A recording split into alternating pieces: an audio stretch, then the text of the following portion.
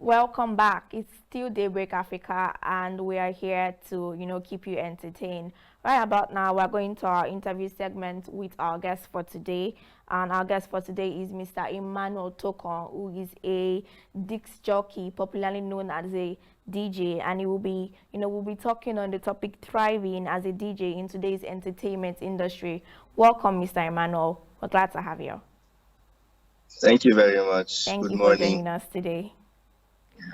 So I'll kindly like you to please give, a brief introduction of yourself, what you do, and we already know you're a DJ and how long you've been doing this, work for. Okay. Good morning once again. My name is Emmanuel. Tokan is the name.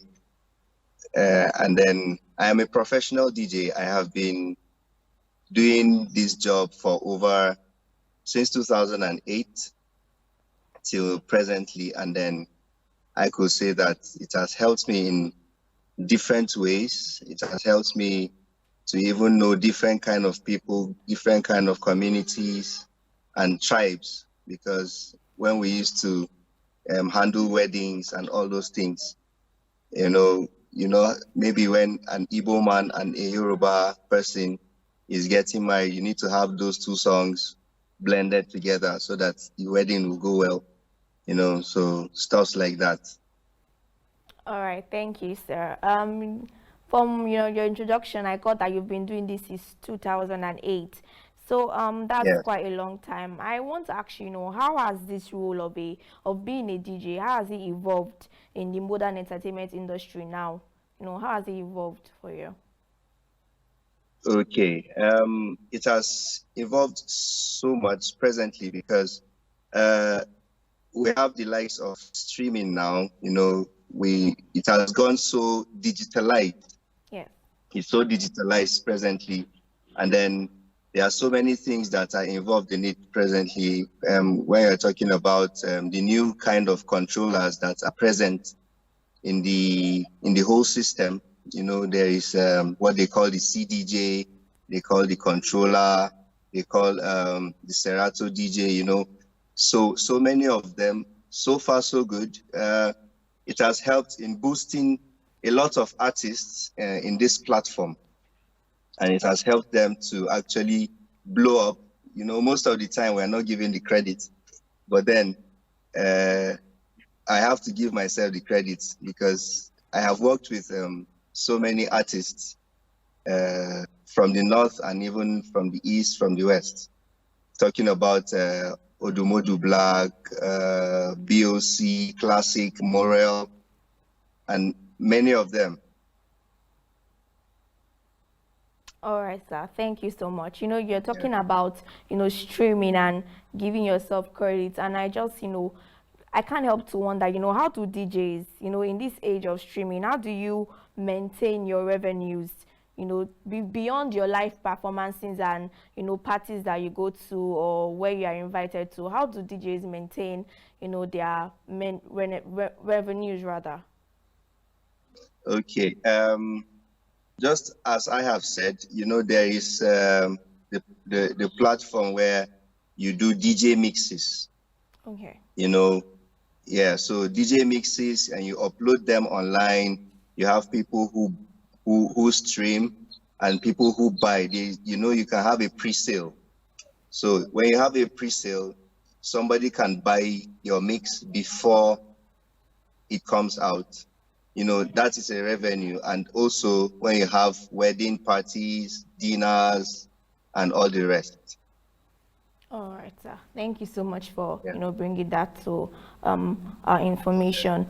So, being a DJ for a long time, you've certainly, had experience and had to build experience. So I want you to take you back rather to your journey in 2008, when you were starting. How did it feel for you? And for upcoming DJs, what are the challenges that you think that they might be facing today prior to the one that you faced when you were starting?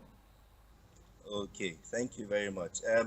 During my journey, I faced a lot of them, a lot of challenges when it comes to responses from customers. Yeah. You understand? And then there are days where even you're not feeling you're kind of moody, but you need to work. All right.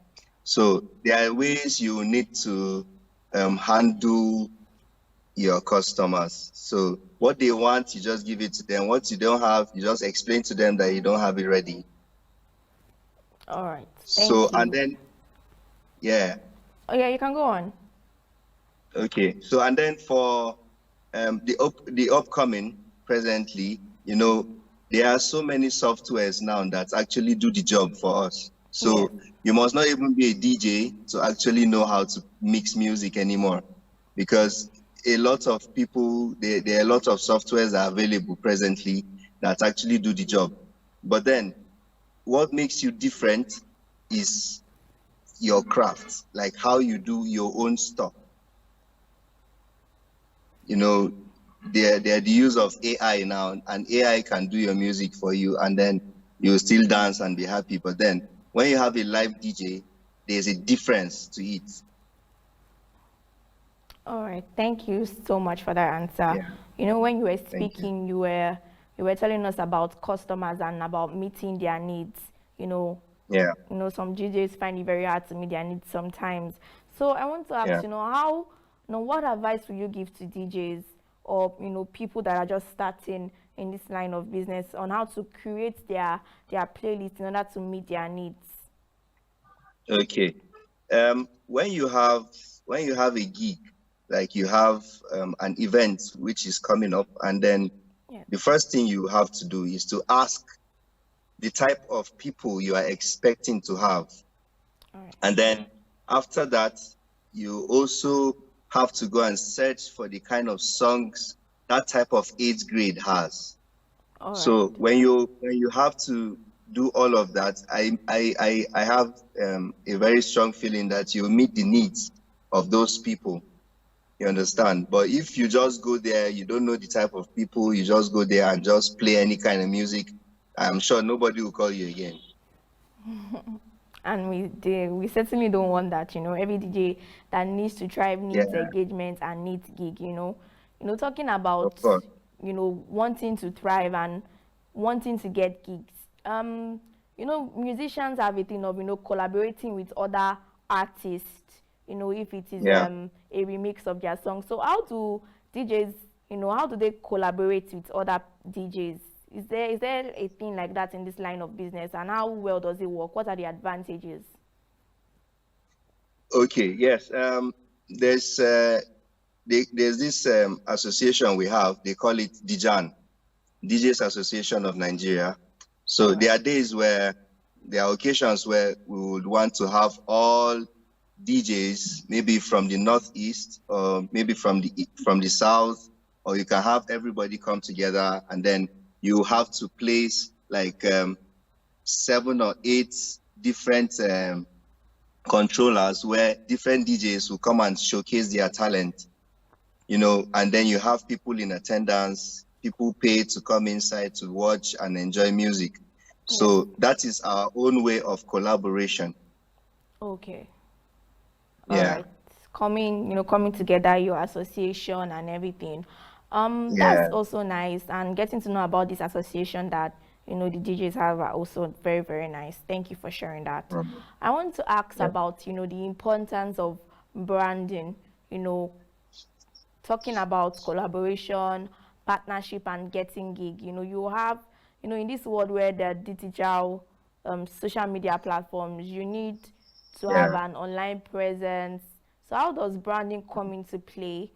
Do you think that, if a DJ is not necessarily, on social media, do you think the DJ can't thrive? Is it about connection? Is it about, how many followers, or what do you think it is? Yeah, thank God for the internet these days, and thank God for the social media. It has made it so easy now that people, DJs, what we do now is most of our gigs, we go live. So we can go live on Instagram, for instance, or even on Facebook, depending on where your fan base is. So you can use your Facebook live or internet or Instagram live You know, from there, you see people watching what you are doing, and then you can also have short clips. You know, thank God for what they call the ads now. So Yes. it could just pop up on somebody's page when he's watching something, and then he sees you, your number is there, you have your brand, you have your name and contacts, you know, because it has helped in several ways, because I have worked in almost 36 states in Nigeria.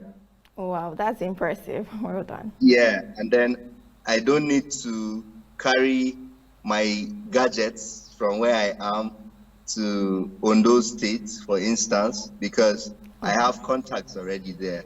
So All all I right. need to do is just to go with my laptop. I have who I have there, and so we are national and we are nationwide.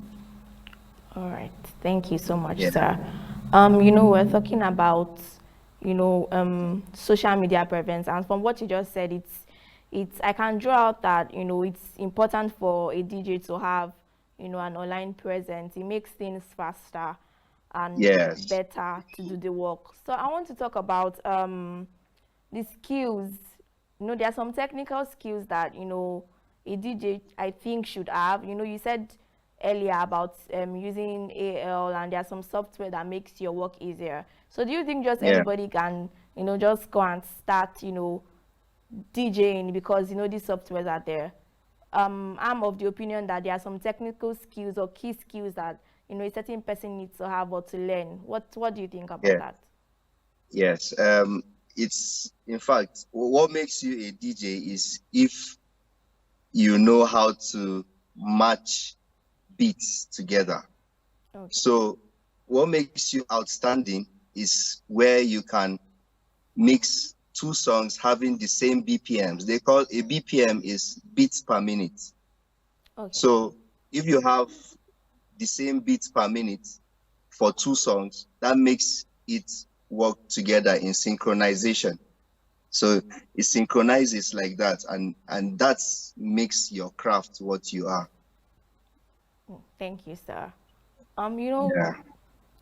I don't really know if you've, ever gone through any, will I call them, misjudgment or misplacement of your job and the career in certain, some people don't take, the title DJ seriously. I don't know if you've ever had that encounter with A anybody lot when of someone asks times. you, A lot what of, do you do? And you say, yeah, a DJ. yeah. So I want you to tell us, if, for example, you're in a place and you can pitch about, being a DJ, tell us, what you can say about this line of business or this industry rather,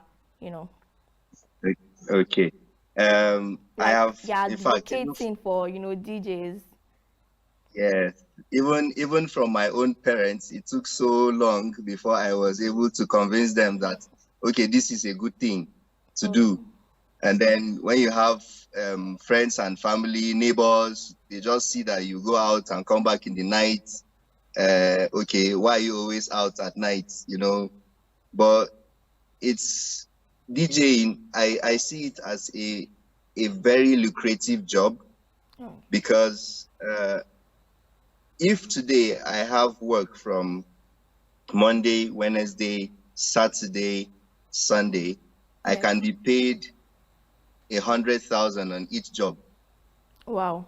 So you can see that how many civil servants can make that money in And that's such just a for a short, week. just for a week. Okay. So I have tried to, at least even the money I make when I buy small recharge card and buy data for Momsi and all of that, so they will see that, okay, there's something coming out from it. All right. So I know a lot of people who feed from DJing. Okay. So it is a lucrative business, and you advise, as much as people to go into it. Yes, very, very lucrative. All right, thank you so much, sir. So I want to ask about, any advice you can give to upcoming DJs, people that, following this path. Is it something that they have to be patient with? Because there are some business or there are some, skills that you want to do. They might not really be getting the results immediately. Can you just give them or can you just give us tips for anyone that might be watching and might be interested on how to stay consistent in this line of, field? Yes. Honestly, DJing has to do with a lot of patience. Okay. It's not everybody that can actually hold on this long. There are days that I will sit at home for over 2 months, 3 months. There's no job, no work, nothing. But then it takes more than patience to actually continue. And even in the midst of all those times, people will criticize your job, but there's no need giving up. Giving up is not even an option, because the world, there's a lot of space for everybody to be accommodated. So it's something that I know for the young people, anybody who is starting up, you should start up with the whole heart that you're not going to give up, because giving up is not an option. All right. Thank you so much, sir. As we're rounding up, I just want you to tell me, from your idea, from your thoughts, what do you hope for the future of, DJs or this business of, being a dog jersey? So what do you hope for the future, in the next 10 years, 5 years or down the line? What are the things that you hope that your association or this line of business will have accomplished for people that are there presently and for upcoming people that are interested? Okay. I see the future very bright when it comes to DJing, because presently we pay for the songs we play, because you pay each artist for their songs? Yes, we are not the ones that sang the songs. Yeah. So we pay for the songs. So every year there's a certain amount of money we pay to COSON, so the Copyright Association, so which allows you to play music for the time being, because it is not your songs. So, and so far so good. Our craft has taken us even out of Nigeria. I have friends who have gone out of Nigeria, who have gone to play music, and then they got back with their pockets full. So the technology and the trend is going with the DJing, and from the look of things, it's going to be very bright at the end of it. So I see technology as a very major part to play in DJing. Thank you, sir. As we're concluding, I want you to share with us some strategies, some key things that you did that you think made you, last long and made you, stand the test of time in this your last of business. Okay. Just I have said earlier, I had instances where I almost gave up, but then I saw that this is my craft and this is what I know how to do. Yeah. So the only way I can actually continue is to keep going hard on it. So, and it has helped to where I am today. Yeah. Thank you so much, sir. Thank you, Mr. Emmanuel. Are there some important, what would I call them now? Would I call them equipment that you think, someone that is interested in this line of business would have to have before, you start, performing as a DJ? Okay. First of all, you need to have, most importantly, your laptop, your personal laptop, okay, where you store all your songs in it. Having a laptop, not just a laptop, you also have to get a hard disk drive, an external one. Yeah. Just in case you are going somewhere and then you don't have your laptop with you, but you have your hard disk, so you can plug it in someone's laptop and play with your own songs. Okay. And then lastly, you need to also have your small controller. It's just the one for the indoor, so that you can be practicing at home before you go out for a bigger gig.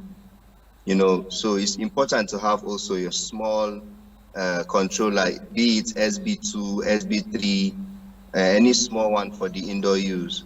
It helps a lot. All right, thank you so much, Mr. Emmanuel. It's been so much, exciting, having you here, and I've learned a lot, and I'm very sure that our audience are watching has also learned a lot. We're very grateful. Thank you. Thank Well, you. that's all we have for you today at our interview segment. Do ensure to stay tuned with us as Daybreak Africa still continues.